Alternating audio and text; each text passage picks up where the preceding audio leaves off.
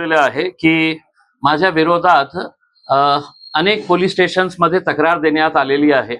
ठीक आहे, तक्रार देण्याचा अधिकार कोणालाही आहे, पण पोलिसांनी शहानिशा न करता माझ्या विरोधात जे FIR रजिस्टर केलेली आहे, मला असं वाटतं की या शहरातून पोलिसांचा अंतिम संस्कार झालेला आहे।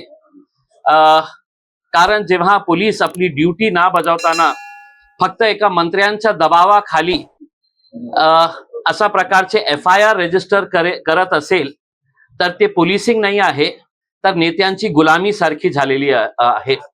मी याच्या विरोधात हायकोर्टात जाणार आणि पोलीस कमिशनर सोबत जे पोलीस स्टेशननी माझ्या विरोधात FIR रजिस्टर केलेले आहे त्यांना हायकोर्टामध्ये मी नेणार आणि हायकोर्टाला समजावून सांगणार की कोणत्या आधारावर त्यांनी FIR रजिस्टर केले। आधार एकच होता, मंत्री संजय शिरसाट साहेब यांचा दबाव आणि त्यांचे जे कार्यकर्ते एका पोलीस स्टेशनच्या समोर जाऊन जे बोंबाबोंब करत होते ते त्यांच्या एकेकांच्या तुम्ही हे केलं की ते कोण होते, तर हे सगळे हे नेते आहे की ज्यांची 7 कोटी रुपयाची फाईल समाज कल्याण विभागामध्ये अडकलेली आहे। समाज कल्याणची स्कीम आहे 7 कोटी रुपये देण्याची आणि हे जे लोकांचे पैसे आतापर्यंत मिळालेले नाही आहे त्यांची फाईल वर संजय शिरसाट साहेबांची साइन व्हायची आहे। हे सगळे लोक क्रांती चौक पोलीस स्टेशनच्या समोर उभे राहून बोंबाबोंब करतात, पोलिसांवर प्रेशर टाकतात आणि मी सरकारला निवेदन करणार आहे।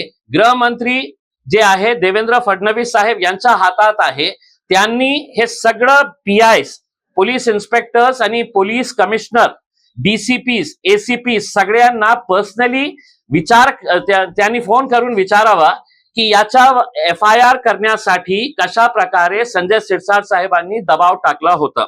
त्यांचा उद्देश एकच असणार आहे की मी जे मुद्दे उपस्थित केलेले आहे त्यांनी पहिले काही गुंडांना पाठवण्याचा प्रयत्न केला की माझ्या घरावर ते शेण टाकणार आहे, म्हणजे मुद्दाला डायव्हर्ट करण्याचा एक पहिला षडयंत्र होता। त्याच्यामध्ये त्यांना सक्सेस मिळालं नाही। मग दुसरं काय करायचं की मी एक शब्द असा वापरला की ज्याच्यामुळे समाजाला ठेस पोहोचली। आता मी याचा सविस्तर खुलासा करतो आणि हे बघून आपल्यालाही आश्चर्य वाटेल की कशा प्रकारे पोलीस दबावाखाली काम करत आहे आणि हे जे मंत्री साहेब आहे त्यांनी हे जे सगळ्या लोकांना सोडलेले आहे माझ्या विरोधात इश्यू डायव्हर्ट करण्यासाठी। आता माझ्या हातात हे डॉक्युमेंट आहे। हे डॉक्युमेंट कोणता डॉक्युमेंट आहे, ते जे वर्ग 2 ची जागा जे आमचे गोर गरीब दलित समाज SC समाजासाठी राखीव होती, सरकारी जमीन आहे वर्ग 2 ची, त्याच्यावर लिहिलेलं आहे याला हस्तांतर करता येत नाही, सरकारी जमीन आहे। हे जे डॉक्युमेंट आहे ते 10 एकर जागा जे संजय शिरसाट साहेबांची आपल्या 2 मुलांच्या नावावर ट्रान्सफर करून घेतली कलेक्टर ऑफिसला दबाव टाकून। हे गरीब SC समाजाचे लोकांची जमीन होती। आता या डॉक्युमेंटवर मी जे हायलाइट केलेलं आहे हे सरकारी डॉक्युमेंट आहे, याच्यावर लिहिलेलं आहे महाराष्ट्र शासन हे लिहिलेलं आहे। त्या सरकारी डॉक्युमेंटवर जेव्हा ते ट्रान्सफर केलेली आहे लँड दुसऱ्यांच्या नावावर, तर त्याच्यावर लिहिलेलं आहे हरिजन म्हणून दिलेली आहे।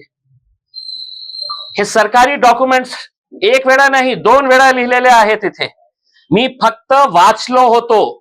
हे जे सरकारी महाराष्ट्र सरकारचा डॉक्युमेंट आहे, सरकार म्हणतं की नाही तुम्ही हे शब्द वापरू नका, वापरले तर आम्ही तुमच्यावर केस करणार।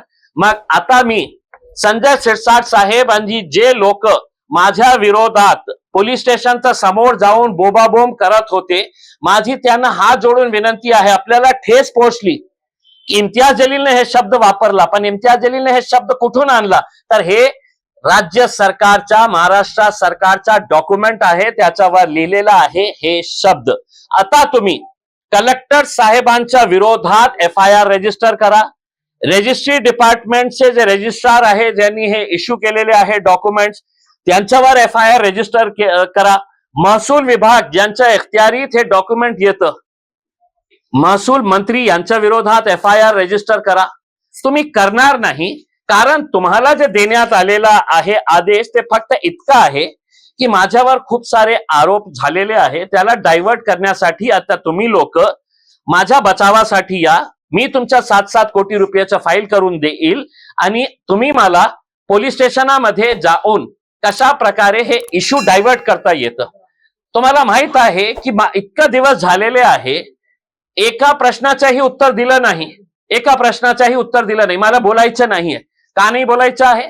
एका कॅबिनेट मंत्री, जे उपमुख्यमंत्री आणि त्यांचे पक्षातले मोठे नेते यांच्या मी खूप जवळचा आहे, जे जगाच्या सर्व मुद्द्यावर बोलतो, हे या मुद्द्यावर का बोलत नाही? आणि हे जे डॉक्युमेंट आहे मी आपल्याला देतो, या डॉक्युमेंटवर त्यांच्या दोघंही मुलांचं नाव आहे, तुषार संजय शिरसाट, सिद्धांत संजय शिरसाट. म्हणजे हे गोरगरिबांची जमीन जेव्हा आपण लाटली, आपल्याला हे पण नाही वाचायला मिळालं की याच्यावर जे शब्द आहे ते शब्द आता आपल्याला बोलण्यास मनाई आहे. मी काय केलं? मी तुमच्या डॉक्युमेंट वाचून दाखवले फक्त, आणि माझ्या विरोधात FIR करतं.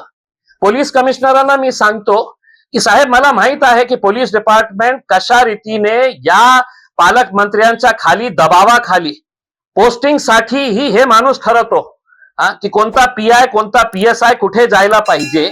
मग तुम्ही माझ्यावर हे करत असेल तर कमिशनर साहेब, मी सांगतो की आज माझ्यासाठी या शहरातला पोलीस डिपार्टमेंट, पोलिसिंग जे आहे त्याचा अंतिम संस्कार झालेला आहे. लवकरच आपल्या डिपार्टमेंटची श्रद्धांजली सभा मी आयोजित करणार आहे.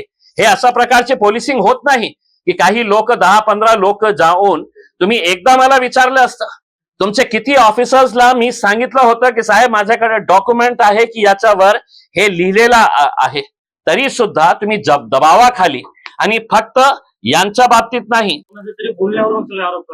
ठीक आहे ना, मी ते ऐकलेलं आहे की मी कुणाच्या बोलण्यावरून, हे माझ्यासाठी एक सर्टिफिकेट आहे, माझ्यासाठी एक सर्टिफिकेट आहे की लोकांचा माझ्यावर विश्वास किती आहे, की इम्तियाज जलील कोणत्याही परिस्थितीमध्ये घाबरणार नाही, कोणत्याही परिस्थितीमध्ये मॅनेज होणार नाही.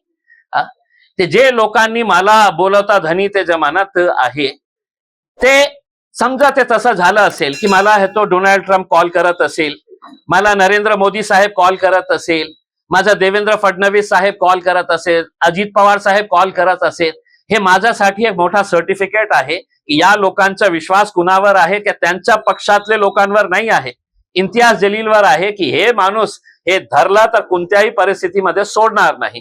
तुम्ही पोलिसांचा प्रेशर आणा, गुंडांचा प्रेशर आणा, जे काही करायचं आहे ते करा.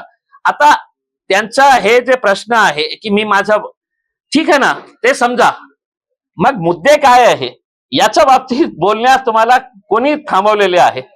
तुम्ही सांगा, स्पष्टपणे सांगा तुम्ही की हे जे मुद्दे उपस्थित केलेले आहे, मी खरं आहे खोटं आहे, मी इम्तियाज जलीलच्या विरोधात काय करणार आहे, पण अशा प्रकारच्या पोलिसांचा दबाव टाकून तुम्हाला संजय शिरसाट साहेब हे समजत असेल की इम्तियाज जलील गप्प बसणार आहे, तर इम्तियाज जलील कोणत्याही परिस्थितीमध्ये गप्प बसणार नाही आहे. माझं जे मिशन आहे मी सुरू ठेवणार आहे.